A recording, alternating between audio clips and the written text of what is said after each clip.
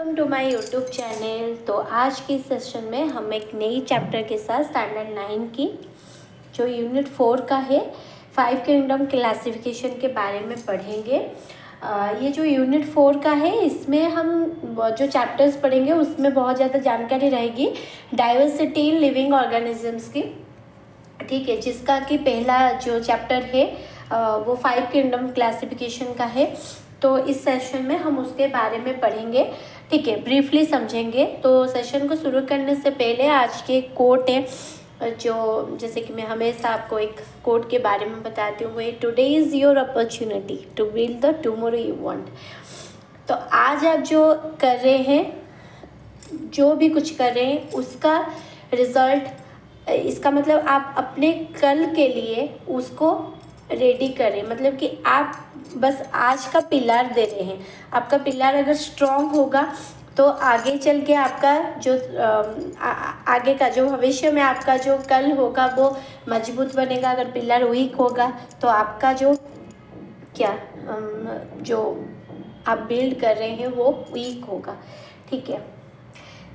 तो चलिए शुरू करते हैं आज का ये सेशन। तो 5 किंगडम क्लासिफिकेशन, तो आप नाम से ही आपको पता चल रहा होगा कि ये किंगडम कोई बहुत बड़ा हिस्ट्री का जो किंगडम नहीं है, ये हम बायोलॉजी के बारे में पढ़ रहे हैं। तो इसमें ऑर्गेनिजम्स की, ठीक है, जो उनको डिफरेंट कैटेगराइज किया हुआ है, क्लासिफिकेशन किया हुआ है, उसके बारे में पढ़ेंगे। तो हमें पता है कि जो जब पृथ्वी का आरंभ हुआ तब एक छोटे से बैक्टीरिया ही पहले जन्म हुआ था, ठीक है। उसी बैक्टीरिया से लेके आज एक ह्यूज एनिमल्स पाए जाते हैं, जैसे कि एलिफेंट हो गया। कुछ तो ह्यूज एनिमल्स है जो कि ऑलरेडी एक्सटिंक्टेड हो चुके हैं। ह्यूज प्लांट्स भी बने हैं जैसे कि mango tree, banyan tree, etcetera etcetera. तो एक छोटा सा माइक्रो ऑर्गेनिज्म से आज हम एक ह्यूज साइज एंड शेप का एक बड़ा ऑर्गेनिजम्स हम देख रहे हैं, वो चाहे प्लांट हो या फिर एनिमल हो। तो इनका जो रेंज है, ठीक है, ये छोटे से होके बड़े हुआ है। It is the complexity of structure that is most significant.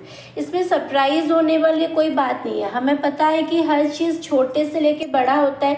तो ये एक माइक्रो ऑर्गेनिज्म से लेके एक huge plant, huge animal, huge organisms में जाके पहुंच चुका है। तो यहाँ पे एक टर्म आता है, पहले आपको वो समझना है, वो होता है डाइवर्सिटी। तो डाइवर्सिटी यानी कि विविधता, जैव विविधता। इसका मतलब क्या होता है ना, ये पृथ्वी जो है ये एक राज्य है और उसमें बहुत तरह तरह का ऑर्गेनिजम्स पाए जाते हैं, ठीक है। मनुष्य पाए जाते हैं, जो शेर पाए जाते हैं, छोटे छोटे बैक्टीरिया भी पाए जाते हैं, बहुत सारे प्लांट्स भी पाए जाते हैं। इसी पृथ्वी में क्या होता है ना, एक दूसरे को खा के ही जीवित रहती है। जैसे कि प्रोड्यूसर को हर्बीवोरस खाते हैं, हर्बीवोरस को कार्निवोरस खाते हैं। तो ऐसे जो हम सब होते हैं, जो ऑर्गेनिजम्स होते हैं, वो कहीं ना कहीं प्लांट के ऊपर डायरेक्टली और इनडायरेक्टली उनके ऊपर डिपेंडेबल है। तो यहाँ पे जो टर्म आता है डाइवर्सिटी का, तो डाइवर्सिटी का मतलब ये है कि हम एक ही जगह में बहुत सारे ऑर्गेनिजम्स रह रहे हैं। We have different kind of similarities, differentiation rather than we still stay together। हमारे बीच बहुत सारे सिमिलैरिटीज़ है, विभिन्नता भी है, दिखाई जाती है, फिर भी हम एक ही जगह में हम परस्पर के ऊपर निर्भरशील होके रहते हैं, ठीक है। तो उसको डाइवर्सिटी बोला जाता है, बायोडाइवर्सिटी बोला जाता है। तो जब डाइवर्सिटी इन लिविंग ऑर्गेनिजम्स की बात आती है तो उसके बारे में तो पढ़ेंगे। पहले यहाँ पे एक और चीज़ भी आती है, डाइवर्सिटी से एक क्या निकल के आया, ऑर्गेनिज्म निकल के आया, ठीक है। ये ऑर्गेनिज्म, आप मैं अगर आपको डेफिनेशन पूछूंगी तो ऑर्गेनिजम्स का डेफिनेशन आप बस इतना ही बोलेंगे, जो जीवित है, लिविंग है, तो उसको हम ऑर्गेनिजम्स बोलते हैं। नहीं, ऑर्गेनिजम्स को समझने से पहले उसके जो छोटे से छोटे पार्ट को, ऐसे नहीं बना हुआ था ऑर्गेनिज्म, ठीक है, उसकी जो साइंटिस्ट ने क्या करे हैं कि उनका कुछ क्लासिफिकेशंस बनाए हैं।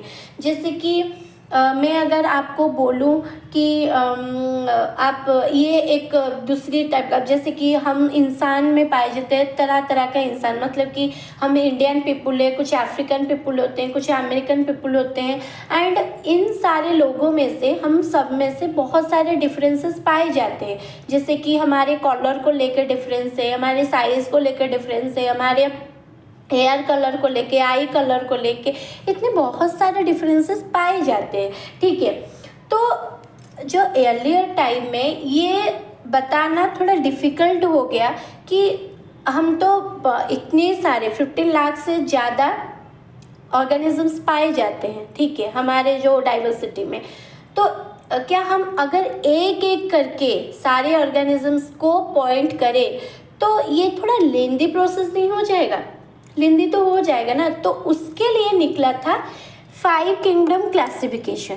5 किंगडम क्लासिफिकेशन को एंट्री करने से पहले मैं आपको बता देना चाहती हूँ, ये जो ऑर्गेनिजम्स पाए जाते हैं उनका एक वर्ग होता है, मतलब कि उनका एक स्तर होता है। ठीक है, जैसे कि ऑर्गेनिजम्स का जो सबसे छोटा वाला जो स्तर है वो है स्पीसीज। स्पीसीज को लेके बना हुआ है जीनस। ओके, जीनस को लेके बना हुआ है फैमिली। फैमिली को लेके बना हुआ है ऑर्डर। ऑर्डर को लेके बना हुआ है क्लास। उसी क्लास को लेके बना हुआ है फाइलम। फाइलम को लेके बना हुआ है तो किंगडम। तो ऐसे इसका किंगडम नाम नहीं डिराइव हो गया, पहले उसको स्पीसीज से स्तर में जाके ही उसको हमको किंगडम का जो नाम था साइंटिस्ट लोगों को वो मिला।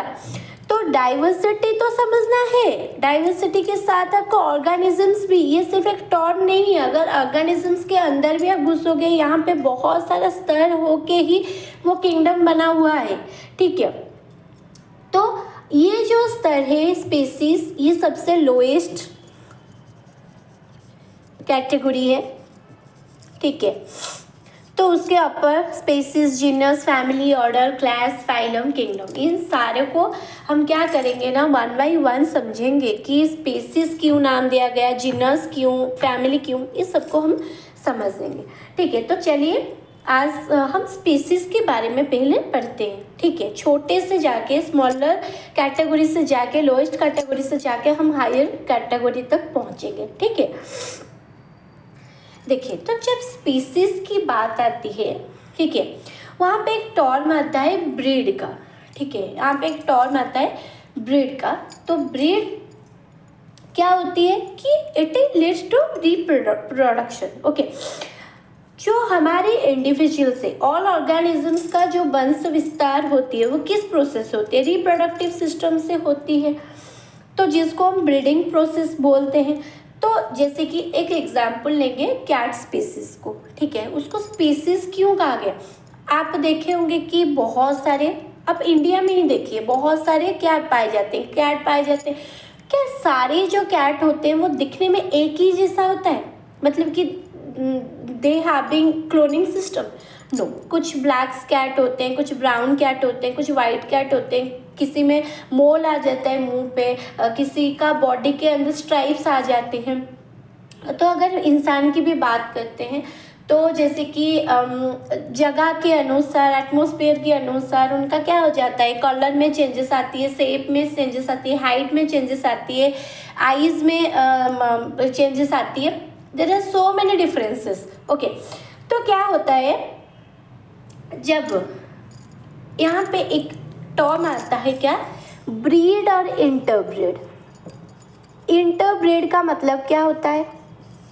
इंटरब्रीड का मतलब होता है एक ही स्पीसीज होगा। ठीक है, सपोज ये रहा ब्लैक कैट, ये रहा वाइट कैट, ठीक है ना, ये रहा ब्लैक कैट, ये रहा वाइट कैट। अगर ये दोनों इंटरब्रीड करते हैं तो उनका भी जो ऑफस्प्रिंग निकल के आएगा वो भी तो एक कैट ही होगा ना, नॉर्मल कैट ही होगा ना। ठीक है, तो इसीलिए जितनी भी सारे दुनिया में कैट हैं तो उनको एक स्पीसीज का नाम दिया गया कि वो कैट स्पीसीज से आती हैं। तो साइंटिफिकल नेम उसका क्या होगा कैट का? Felis domesticus. ओके, उसका जो स्पीसीज का नाम है फेलिस डोमेस्टिकस। फेलिस डोमेस्टिकस, ठीक है। तो ये जब हम फेलिस डोमेस्टिकस की बात करते हैं तो हमें पता चलता है कि ये कैट स्पीसीज है, ठीक है। इसके बारे में भी हम पढ़ेंगे, बट आगे आज हम स्पीशीज की बात करें तो डेफिनेटली स्पीसीज को ही समझेंगे, ठीक है। जैसे अगर मैन की बात करते हैं, इंसान की बात करते हैं, तो वो क्या हो जाता है? वो होमो सैपियंस हो जाते हैं। मतलब कि जितना भी मानव मनुष्य जाति हैं उनको होमो सैपियंस बोलते हैं। अभी अगर मैं आपको आदि मानव की बात करूं, आपको ये बताना है कि जो हमारे आदि मानव है तो उनका स्पीसीज क्या है, ठीक है।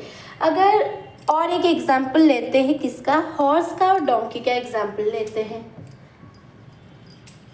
बहुत सारे ऐसे ब्रीड हैं जो कि ना तो हॉर्स है ना तो डोंकी है, ठीक है। अगर एक फीमेल, आप म्यूल और हिनी का नाम सुने होंगे शायद, ज़्यादातर म्यूल पाए जाते हैं, हिनी भी पाए जाते हैं, बट मैक्सिमम ये यहाँ आज ये मेल तो बहुत एंसेस्ट्रल टाइम से भी जो उनका इंटरब्रीड करके उनको बना मतलब कि प्रोड्यूस किया जाता है मेल को, और हिनी जो है आज के मॉडर्न टाइम में भी हो रहे हैं। तो अगर एक फीमेल हॉर्स, मैं अभी म्यूल और हिनी के बारे में एक डिफरेंस बताऊंगी। तो बच्चों देखिए, म्यूल में क्या होता है, दोनों में हॉर्स और डोंकी की स्पीसीज पाई जाती है। हॉर्स एक अदर स्पीसीज है और डोंकी एक अदर स्पीसीज है। मैं अगर यहाँ पे आपको बता दूँ कि हॉर्स का स्पीसीज का नाम है इक्यूअस हिप्पो, ठीक है, इक्यूअस हिप्पो। एंड अगर मैं डोंकी की बात करती हूँ तो उसका स्पीसीज का नाम है इक्वस एसिनोस। ओके, तो अगर म्यूल में क्या होता है, एक फीमेल हॉर्स को यानी कि मेयर को मेट कहा जाता है, मेट किया जाता है किसके साथ? फीमेल हॉर्स को मेट किया जाता है मेल डोंकी से, तभी उनका जो ऑफस्प्रिंग निकल के आती है वो म्यूल होती है, ठीक है, म्यूल होती है। इंटरब्रीड होता है उन दोनों का तो हॉर्स म्यूल निकल के आती है, ठीक है। ये जो म्यूल है ये एक नहीं तो हॉर्स है नहीं तो डोंकी है। यहाँ पे हिंदी में क्या होता है, जिससे उलट जाता है कि यहाँ पे मेल हॉर्स और फीमेल डोंकी का मेटिंग होती है, इंटरब्रीड होती है, तो उसके बाद हिंदी निकल के आती है। ये भी सेम है, ये दोनों, ये जो दोनों है ये नाइदर, तो ये उनका डिफ्रेंसिएशन है, पर उनका सिमिलरिटीज क्या है? ये दोनों नाइदर हॉर्स नॉर डोंकी। और उसमें क्या होता है कि ये दोनों स्टेराइल भी है। तो स्टेराइल वर्ड का मतलब क्या होता है? दे can not B reproduce. Okay, ये जो म्यूल और हिनी है उनका वो खुद का बच्चा नहीं पैदा कर सकते, वो सिर्फ उनका एक ब्रीड बन सकती है, स्टेराइल है। और अगर म्यूल की बात करते हैं, उसका size, shape of ear, leg, hoof, tail, ये सब कुछ डोंकी जैसा होती है, पर उसका जो हाइट होती है और शोल्डर होती है वो घोड़ा जैसा होती है, मतलब कि हॉर्स जैसा होती है। तो ये सिर्फ एक ही एग्जाम्पल नहीं है, और भी बहुत सारे एग्जाम्पल्स है, ठीक है। और एक हाँ ज़रूरी बात होती है, ये जो इंटरब्रीड करके ये जो म्यूल निकला, हिंदी निकला, they don't have any kind of species, वो उनका खुद का स्पीसीज नहीं है, उनका पेरेंट का स्पीसीज है, जैसे कि हॉर्स का खुद का एक स्पीसीज था और डोंकी का खुद का एक स्पीसीज था। वैसे और एक एग्जाम्पल है जेब्रा और डोंकी का इंटरब्रीड। जेब्रा और डोंकी का इंटरब्रीड होके जो पाए जाते हैं उसका नाम है जेंकी। इसका नाम है जेंकी। इसका ईयर जो होता है, बैक जो होता है वो डोंकी जैसा दिखता है और उसका जो लेग होता है, जेब्रा का स्ट्राइप्ड लेग है तो उसको भी स्ट्राइप्ड लेग और हीप्स जो पाए जाते हैं वो जेब्रा जैसा दिखती है। It is also sterile. ठीक है। और अगर नेक्स्ट देखें, टाइगर और फीमेल लायन में भी इंटरब्रीड किया जाता है।